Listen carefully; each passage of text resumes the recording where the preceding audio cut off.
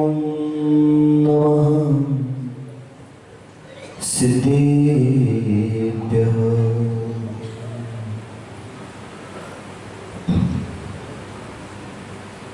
यस्य स्वयं स्वभावाप्तिः रभावे कृष्णकर्मणः तस्मै संज्ञानरूपाय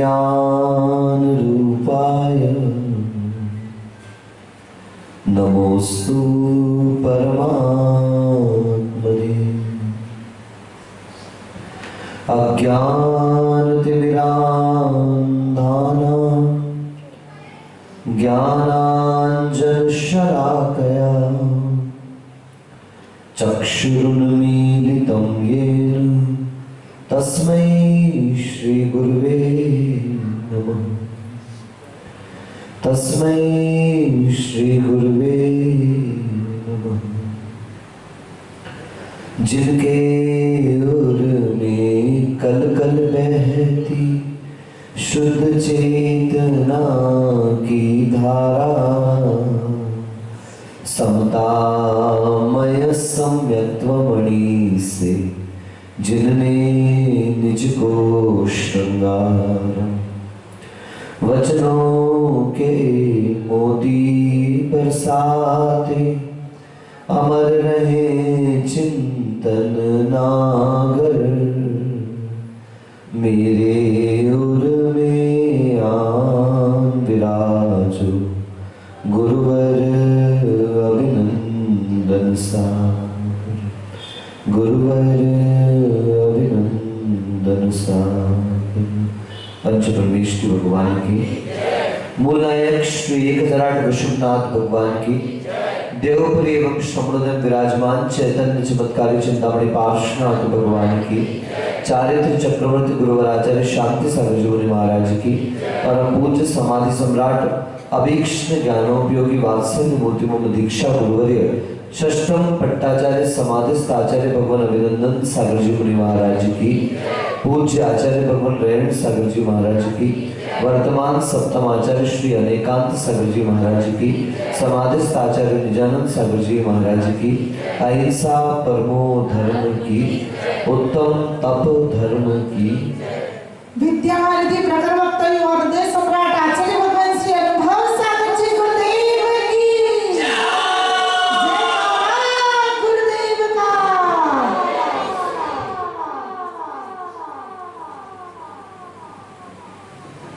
हमारे में साथ एक मिनट डालना है।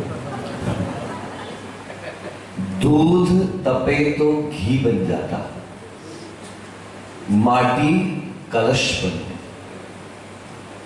सोना तपकर स्वर्ण कहाता, आत्म शुद्ध बने। हम सभी को एक गहरा विश्वास है, बचपन से आज तक सुनते देखते और अनुभव करते आए हैं कि दूध को तपाया जाए, मलाई अथवा उसको जमा दिया जाए तो दही और मक्खन को तपाने पर वापस घी। इस प्रकार से दूध के मंथन और दूध के ताप, इन दोनों के माध्यम से प्राप्त होता है घृत, जिसे गोरस में सर्वोत्कृष्ट रस स्वीकार किया गया है। और एक बार अगर वो दूध से घी तैयार हो जाए तो घी कभी वापस पलट करके दूध रूप में नहीं आता। माटी कच्ची हुआ करती है, अगर उसे ताप दिया जाए, अग्नि का सहयोग दिया जाए तो माटी भी सुंदर से कलश के रूप में तैयार हो जाती है। जहां कहीं भी सोना निकलता है, वस्तुतः सोना नहीं किंतु कच्चा एक पत्थर निकला करता है, और पहचान करने वाले उसे पहचान करके ये स्वर्ण पाषाण है, उसमें विशेष प्रकार की ताप की प्रक्रिया के माध्यम से उस पाषाण से किट्टिमा कालिमा को अलग करके, कचरे गंदगी को अलग करके उसे स्वर्ण के रूप में हमारे सामने प्रस्तुत कर देता है। जैसे दूध से घी, मिट्टी से कलश और स्वर्ण से कुंदन की प्राप्ति हुआ करती है, ऐसे ही जैनाचार्य कहते हैं कि शिव के शव के अंदर भी शिव विद्यमान है, यानी शरीर के अंदर वह चेतन तत्व विद्यमान है, जिस चेतन तत्व की उपलब्धि, जिस चेतन तत्व की उपयोगिता और जिस चेतन तत्व की योग्यता का पहचान वस्तुतः अगर किसी कारण से हो सकता है तो उसे दिगंबर जैनाचार्य तप कहते हैं। और तप जो बाहरी किया जाता है वो साधन मात्र हुआ करता है, किंतु तप के आंतरिक प्रभाव को उत्पन्न करने वाला यह बाहरी तप जो है, कहते हैं संवर सहित करो तप प्राणी मिले मुक्ति रानी। यानी तप भी करना है तो ऐसा तप करना है जो नवीन कर्मों के आगमन को रोक सके। अगर नवीन कर्मों का आगमन नहीं रुकता है तो ऐसा तप किसी भी प्रकार से मूल्यवान नहीं। 12 वर्ष लगातार साधना चलती रही और आज इतनी प्रसन्नता थी, इतना आनंद था कि 12 वर्षों की साधना का फल आज उसके हाथ में आया था। और जैसे ही वो फल उस बर्तन में उसके सामने आया तो उसी समय उसे एक बात और स्मरण हुई कि जब मैं घर से चला था तो हम 2 थे। बोलो कितने थे? 2। ऐसे कैसे 2 थे? कितने थे? 2। हाथ लाए हो अपने? हाँ उठाओ कि हाथ उठाओ और बताओ कितने थे? 2। बहुत से जिनके हाथ नहीं उठे ना, तुम्हारे पड़ोसन का हाथ नहीं उठा ना, थोड़ा उठवा देना है। अच्छा नहीं, आपकी पड़ोसन का हाथ नहीं उठा, मैं तो ये कह रहा हूं। बोलो हम घर से चले थे, कितने थे? 2 थे। हम भी चले थे तो 2 ही मान के चले थे साहब, लेकिन निकलने के बाद पता चला कि हम 2 नहीं, हम तो कितने हैं? उसके भी मन में विचार आया, जब घर से चले थे तो 2 थे, अब आज 1 बचे हैं, दूसरा कहां गया? ढूंढने भेजा गया अपने अपने शिष्यों को, अपने अपने सेवकों को भेज करके कि कहीं से भी ढूंढ करके लाओ, ऐसा हुलिया है, ऐसा रूप है, इस प्रकार का उनकी क्या कहते हैं पर्सनैलिटी है, आप उनको कहीं से भी ढूंढ करके लाओ, हम इस जगह से अलग हुए थे। उनके शिष्य और कुछ सेवक ढूंढते ढूंढते कुछ दिन और महीनों की यात्रा के बाद एक ऐसे स्थान पर पहुंचे जैसा स्थान बताया गया था। 12 वर्ष का समय गुजर गया था, इसलिए लंबा समय था, क्या पता आदमी विहार करता कहां से कहां पहुंच जाए। वाहन वाले ज्यादा नहीं पहुंच पाते, ध्यान रखना, वाहन वालों का तो पक्का है। कितना जाओगे तुम? ऐसे कहते मुल्ला की दौड़ मस्जिद तक, कितना जा पाओगे तुम? शिखर जी चले जाओ, लौट के वापस सागवाड़ा आ जाओगे।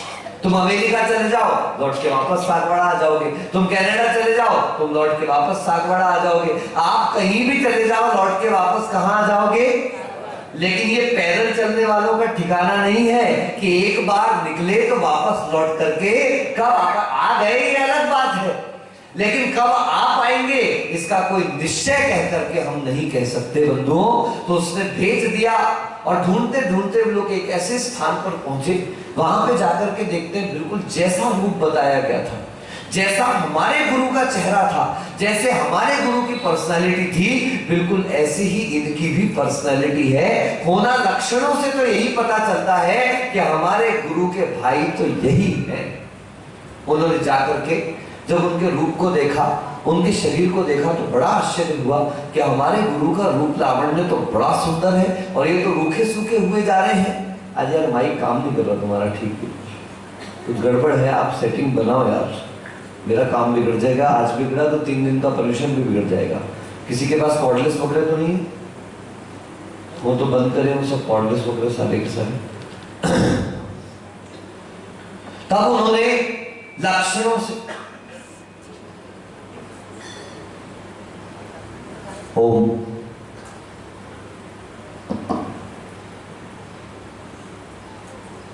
सभी लोग ध्यान रखा करें, जिन जिन के हाथ में माइक जाते हैं वो अपने माइक के बटन थे वो ठीक हो जाए, बिल्कुल एकदम फाइन, स्विच ऑफ करके ही वापस माइक रखा करें वहां।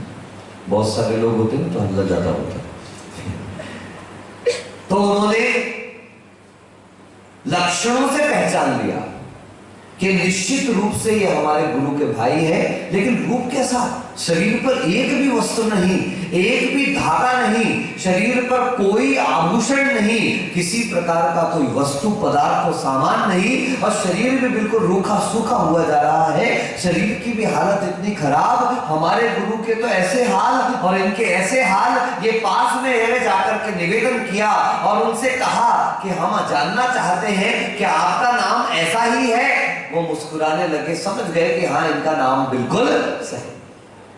लेकिन आपका ऐसा रूप, आपकी ऐसी स्थिति, आपकी ऐसी परिस्थिति, वे सेवक वापस वैसे के वैसे लौटे और अपने गुरु के पास पहुंच करके सारा हाल बता दिया। गुरु ने कहा, 12 वर्ष की साधना से मैंने ये रसायन तैयार किया है, आप इस रसायन को लो और जाकर के उनको दे देना। 2 घड़े मैंने तैयार किए हैं, बड़े प्रेम के साथ अपने भाई के लिए एक घड़ा दे दिया कि उन्हें ले जाकर के घड़ा दे देना। वे वहां पहुंचे और जाकर के जब उनके सामने घड़ा प्रस्तुत किया कि भगवान, आपके भ्राता जो हमारे गुरु हैं, उन्होंने 12 वर्ष तक लगातार साधना करी है और ये रसायन तैयार करके आपके लिए हमारे हाथ से भेजा। मैं इस रसायन का क्या करूं? बोले, ये ऐसा गजब का रसायन है कि अगर इस रसायन को पत्थर के ऊपर डाल दिया जाए, अगर इस रसायन को मिट्टी के ऊपर डाल दिया जाए, तो ये सारी की सारी मिट्टी सोना बन जाए। अच्छा, बोले हाँ बिल्कुल, आप डाल करके देख सकते हैं। और उन सेवकों ने थोड़ा सा रसायन मिट्टी पर डाला तो वो मिट्टी सारी कैसी हो गई? बिल्कुल सुवर्णमय हो गई। उस महाराज हंसने लगे, हंसी उड़ाने लगे। अच्छा, इस रसायन से ऐसा होगा? तो उन्हें बड़ा आश्चर्य हुआ कि शरीर से तो भिखारी से दिख ही रहे हैं, शरीर से तो नग्न दिख ही रहे हैं, शरीर से तो दरिद्र दिख ही रहे हैं, लगता है बुद्धि भी ऐसे ही हो गई। ये सुवर्णमय जो रसायन दिया, उन्होंने लिया और सारा का सारा रसायन मिट्टी के ऊपर फेंक दिया। उन सेवकों को बड़ा आश्चर्य हुआ कि 12 वर्ष की साधना से हमारे गुरु ने यह रसायन तैयार किया और आपने उठा करके मिट्टी में इसको फेंक दिया। जाकर के जब अपने गुरु को सारी बात बताई तो गुरु का मन नहीं माना, उस भाई का मन नहीं माया और वो दूसरा कलश लेकर के अपने भाई के पास पहुंचे। दोनों भाइयों का मिलन हुआ, वार्तालाप हुआ, एक दूसरे की खैर ख्याल पूछी और उसके बाद उन्होंने कहा कि मैंने आपको इतना सुंदर रसायन भेजा, 12 वर्ष की साधना के उपरांत मैंने इतनी मेहनत से वो रसायन तैयार किया था और आपने सारा रसायन मिट्टी में फेंक दिया। कोई बात नहीं, हो सकता है आपका मन अच्छा ना हो, मैं और रसायन आपके लिए लेकर के आया हूं। और जैसे ही वो रसायन उनके हाथ में दिया गया, इन मुनिराज ने वो रसायन वापस मिट्टी में फेंक दिया। नाम था भर्तृहरि। क्या नाम था? सुना कभी आप लोगों? नहीं सुना? भैया आप थोड़ा साहित्य का अध्ययन करिए, आपको पढ़ना चाहिए। जैन साहित्य बस नहीं, भर्तृहरि हिंदू साहित्य के बड़े रचयिता हुए हैं, बहुत बड़े कवि और साधु हुए हैं। और आप भी भारतीय संस्कृति में रहने वाले लोग भर्तृहरि का नाम नहीं जानते, थोड़ा सा आश्चर्य तो मुझे हो रहा है। थोड़े साहित्य वगैरह का अध्ययन करना प्रारंभ करिए। आजकल इंटरनेट पे सब उपलब्ध हो जाता है, अगर मोबाइल ही देखना है तो वही देखो, लेकिन कम से कम भारतीय संस्कृति के लोगों के नाम तो आपको पता हो। बड़े प्रसिद्ध कवि हुए भर्तृहरि शतक, जिनका ये 3 शतक, एक श्रृंगार शतक है, एक वैराग्य शतक है और एक नीति शतक है, जो कि साहित्य, हिंदी साहित्य के कॉलेज के कोर्स में पीएचडी और एमए वाले कोर्सेज में इनके पढ़े बिना आपको एमए की डिग्री नहीं मिलने वाली। अब आप सोचिए, आप भर्तृहरि का नाम नहीं जानते बंधुओं, आज तो जान लिया, किसी के सामने मत बोल देना कि हम नहीं जानते। 2 भाई, एक शुभचंद्र और दूसरा भर्तृहरि। तो भर्तृहरि ने ये रसायन सिद्ध किया और अपने भाई के हाथ में दिया, शुभचंद्र ने फेंक दिया। शुभचंद्र के मन में बड़ा संकल्प विकल्प भर्तृहरि के मन में चल रहा था कि यार आपने दोनों के दोनों गुंड ऐसे ही फेंक दिए, दोनों के दोनों घड़े इसी तरीके से डाल दिए। भर्तृहरि कहता है शुभचंद्र से, कहीं आपको ये मुनि बनने के बाद पागलपन का कोई दौरा तो नहीं छाया? शुभचंद्र हंसने लगे, भर्तृहरि तूने किया क्या? 12 साल तूने लगा दिए और 12 साल की साधना करके क्या तैयार किया? जड़ को जड़ बनाने की प्रक्रिया। बोलो क्या बनाने की? सोना भी जड़ है, मिट्टी भी जड़ है, तूने मिट्टी को क्या बना दिया? सोना बना दिया। यानी तूने 12 साल में क्या सीखा? जड़ को जड़ बनाना सीखा। तुझे ये सोना बनाना था। अरे घर पे बैठा रहता। हम दोनों जब घर से साथ चले थे तब कितने थे? याद है आप लोग? बोलो कितने थे? नहीं, अभी भी आपको याद है ही? याद होता तो अब तक हाथ उठ गए होते। बोलो घर से चले तो कितने थे? ये इधर की महिलाएं तो बिल्कुल ऐसे बैठी हैं। उठा लो हाथ। देखो नरेंद्र भाई अभी पूजन करने के लिए आ रहे थे। यूं भी शरीर की समस्या थी, जरा सी फिसलन हुई और वो हाथ क्या हो गया? फ्रैक्चर हो गया। अब वो चाहे तो भी हाथ अभी नहीं उठा पा रहे। आपको उठाने का मौका मिल रहा है तो कैसे बैठे हुए? उठा लो। बोलो घर से चले थे तो कितने थे? शुभचंद्र कहता है हाँ, हम घर से चले थे तो कितने थे? 2 थे। शरीर और आत्मा ऐसी मिक्स हो गई थी, हम दोनों साथ चले थे। लेकिन आज इस 12 वर्ष की साधना के बाद मुझे पता चला है हम 2 नहीं, हम कितने हैं? ये शरीर सिर्फ साधन मात्र है, ये शरीर हमारे लिए निमित्त मात्र है, लेकिन सारा का सारा तत्व वह चेतन तत्व है। तो भर्तृहरि कहता तुमने क्या किया 12 साल में? शुभचंद्र कहता है देखो, मेरे आचार्य, मेरी साधना, मेरा धर्म अलाउ नहीं करता कि मैं अपने ऐसे गुणों का उपयोग करूं, लेकिन आज तुझे साधना का फल सिर्फ मात्र बताने के लिए कि मैं जड़ की साधना के लिए नहीं आया, मैं तो चेतन की साधना के लिए आया हूं। और शुभचंद्र ने उठाया थोड़ा सा अपना थूक, क्या किया? बोलो, थोड़ा सा थूक उसने मिट्टी के ऊपर थूक दिया। जितनी जगह पर थूक गिरा, थोड़ा सा पसीना उठाया और पत्थर पर फेंक दिया। जितनी जगह पर वो पसीना गिरा उतनी मिट्टी और उतना पत्थर सुवर्णमय हो गया। भर्तृहरि की आंखें चौंधिया गई, भर्तृहरि की आंखें चमक गई। ये क्या आश्चर्य है? तब शुभचंद्र ने कहा सुनो, तुम जड़ को जड़ बनाने में 12 वर्ष खर्च कर दिए। यहाँ ये अंतरंग साधना का परिणाम है, अंतरंग तप का परिणाम है कि आज मेरा मल भी जहां गिर जाए वो जगह कैसी हो जाती है? सुवर्णमय हो जाया करती है। ये जिन शासन, ये जैन शासन उस तप की बात करता है जिस तप से गाड़ी नहीं मिलने वाली, जिस तप से लाड़ी नहीं मिलने वाली, जिस तप से कोई और सांसारिक पदार्थ नहीं मिलते। बंधुओं, ये सब तो बाई प्रोडक्ट हुआ करते हैं। आप पानी पूरी बनाते हैं कि नहीं बनाते? खाते हैं महाराज जा करके, बनाते नहीं है। अगर बनाओ तो ध्यान देना कि जब आप पानी पूरी बनाते हो तो पानी पूरी बनाने के बाद जो आटा बचता तो खस्ता बचता तो यूं ही बन जाता है। आपको बनाने के लिए अलग से आटा लगाने की आवश्यकता। किसान जब खेती करता है तो अनाज के लिए खेती करता है, लेकिन खरपतवार, घास फूस उसको फ्री ऑफ कॉस्ट मिला करती है, क्योंकि घास फूस उसका क्या हुआ करता है? बाई प्रोडक्ट हुआ करता है।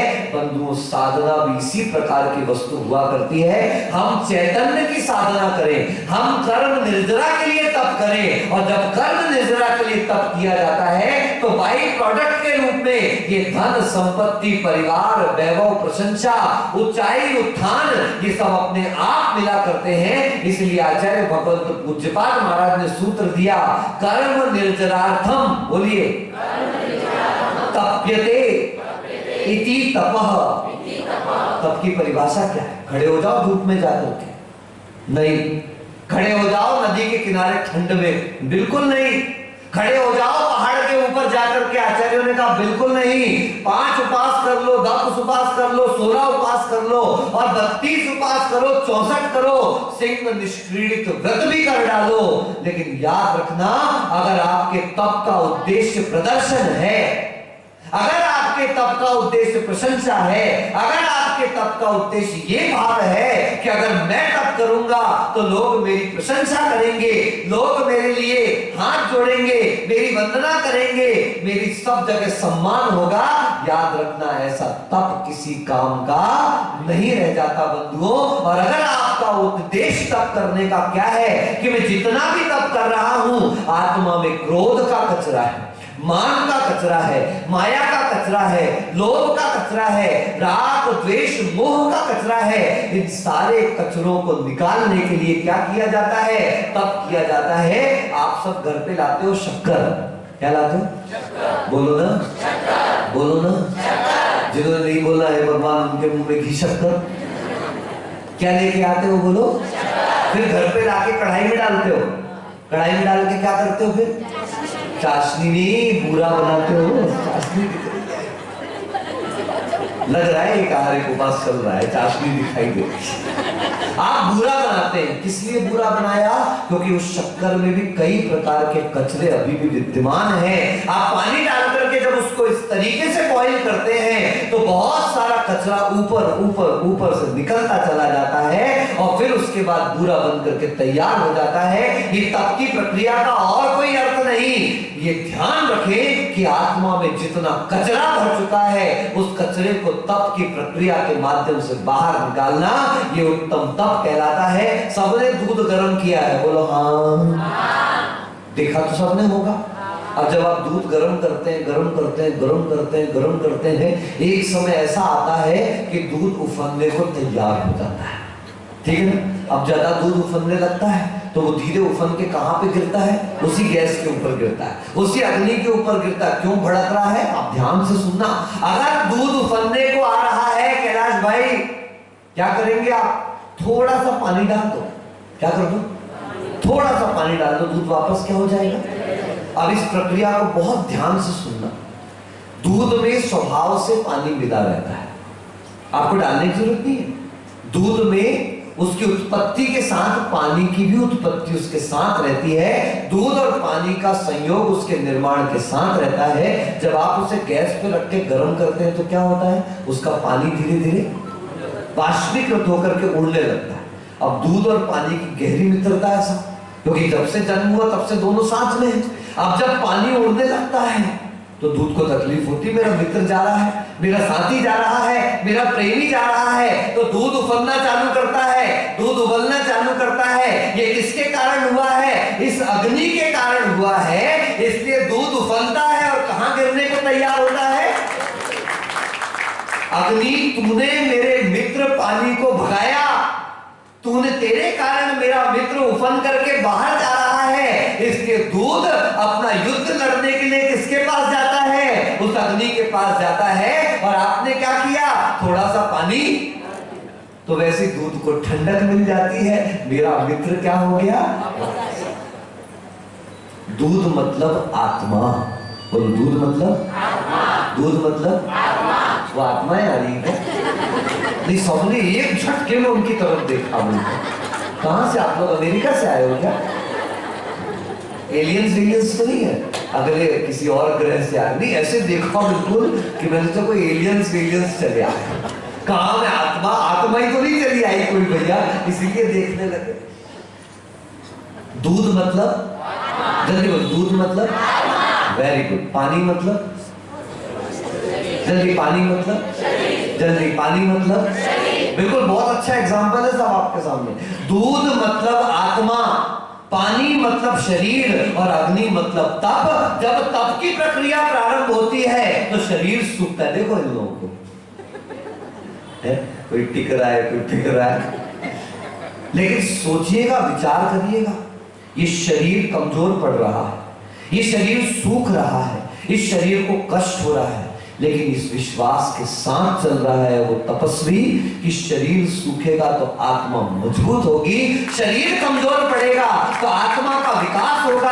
आचार्य भगवंत पूज्यपाद देव कहते हैं, यद जीवस्योपकाराय तद देहस्यापकारकम, यद देहस्योपकाराय तद जीवस्यापकारकम, कि जिन जिन बातों से, बोलो, शरीर तगड़ा होता है, आत्मा उन्हीं बातों से कमजोर होती जाती है। और जिन जिन बातों से, जिन जिन क्रियाओं से आत्मा मजबूत होती है, उस बातों से शरीर कमजोर होता चला जाता है। शरीर संभालोगे, आत्मा कमजोर पड़ेगी, और आत्मा को संभालोगे, शरीर को तो कमजोर पड़ना है।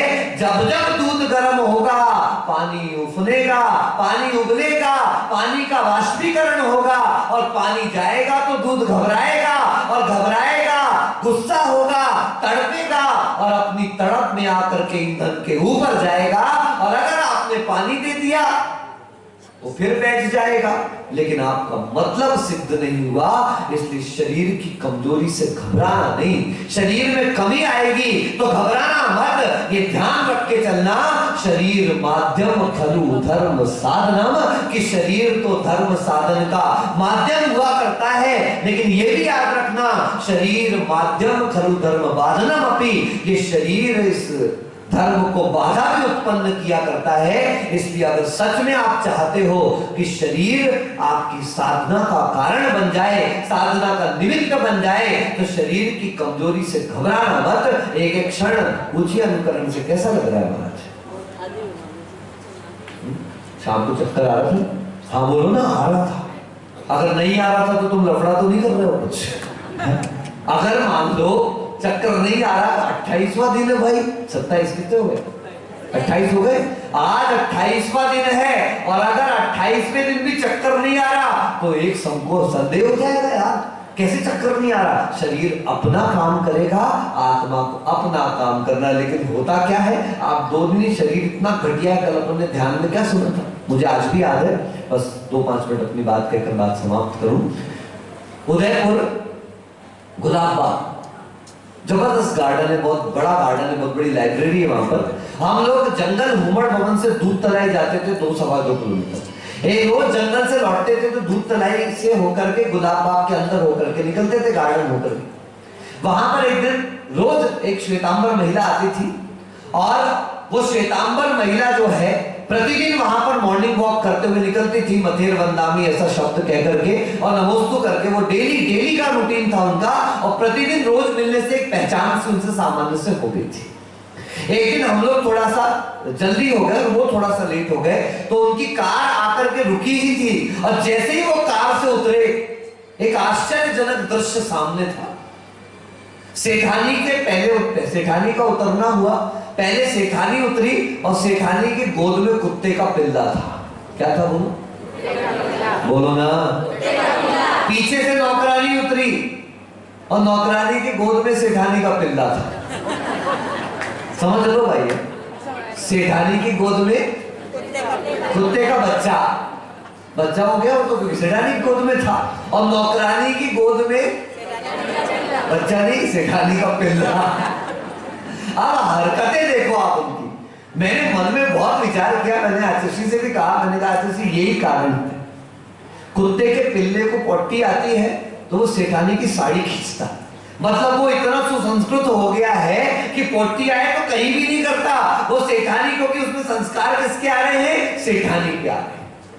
और सेठानी के बच्चे में किसके संस्कार आ रहे हैं? स्वाभाविक है, जिसकी गोद में रहेगा उसके संस्कार आएगा, जो पालन पोषण करेगा उसके संस्कार आएंगे। परिणाम देखो, बच्चे आज बड़े हो जाते हैं और पढ़ाई लिखाई सब करी। मैंने आपको उस दिन कहा था चंद्र प्रभु मंदिर में, डैडी डैड, मम्मी मम, बच्चे कौन? तुम और हम, क्योंकि संस्कार किसके हैं? नौकरानी के।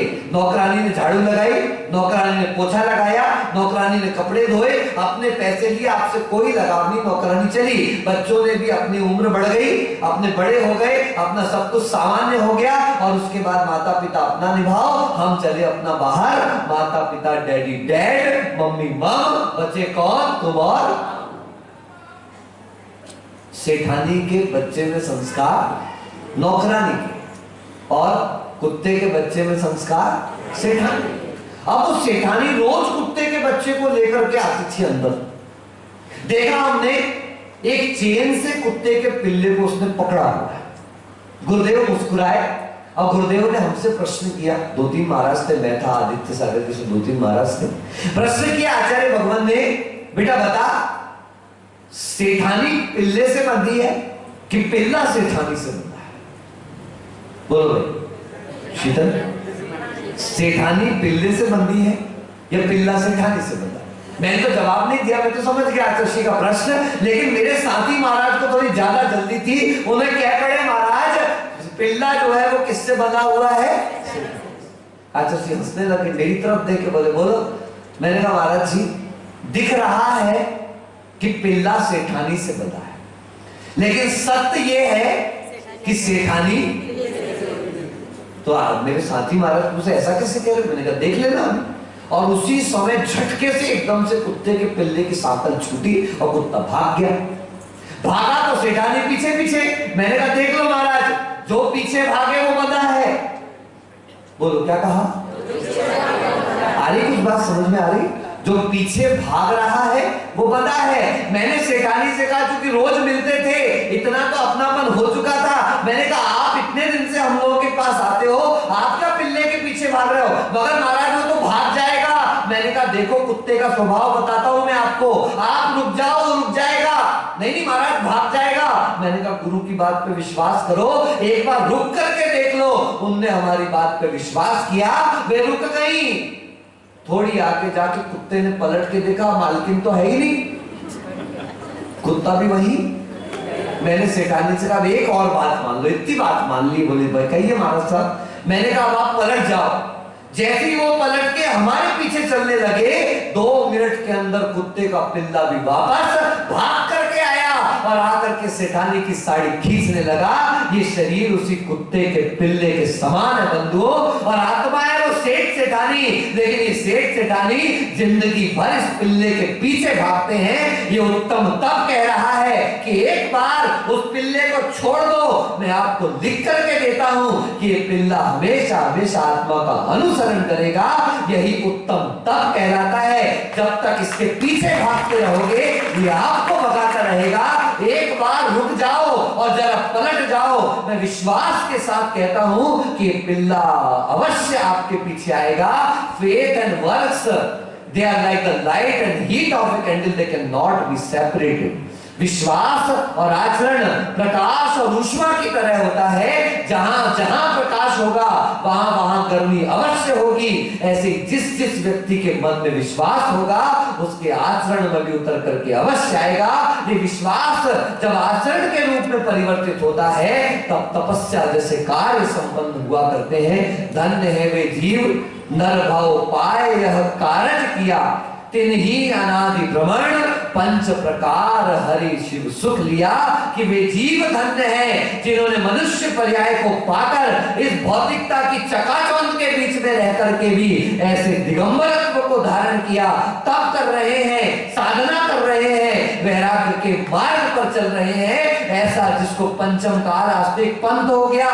भैया पंचम काल है मुनि नहीं होते, पंचम काल है मुनि नहीं होते। जाओ उन्हें चिट्ठी भेज देना, मुनि देखना है तो आकर के देख लो। उन्हीं को दिखेंगे जिनकी आंखों में विश्वास होगा, जिनके हृदय में श्रद्धा होगी। अगर हृदय में श्रद्धा नहीं तो याद रखना कि जिसके मन में विश्वास है उसे पत्थर में भी भगवान दिखाई देते हैं, और जिसके मन में विश्वास नहीं उसे भगवान भी पत्थर के दिखाई दिया करते हैं। हम अपने अंदर की श्रद्धा को इतना मजबूत बनाएं कि शरीर की कमजोरी हमारी आत्मा को कमजोर ना बना पाए। यह उत्तम तप की प्रक्रिया है। दूध तपे तो घी बन जाता, माटी कलश बने सोना तप कर स्वर्ण कहाता, और आत्म शुद्ध बने। ये तप की प्रक्रिया का जादू है कि आत्मा इस प्रकार के रूप को प्राप्त कर लेती है, सिद्धात्मा को प्राप्त कर लेती है, ऐसे शुद्धत्व को प्राप्त कर लेती है कि करोड़ों करोड़ों कल्पकाल भी व्यतीत हो जाए तो आत्मा विकार को प्राप्त होने वाली नहीं है। ऐसे निर्विकार चैतन्य आत्मा की उपलब्धि उस उत्तम तप के माध्यम से हुआ करती है। हो इन्हीं भावनाओं के साथ बोली गुरुवर आचार्य अभिनंदन सागर जी महाराज की जय गाना गुरुदेव।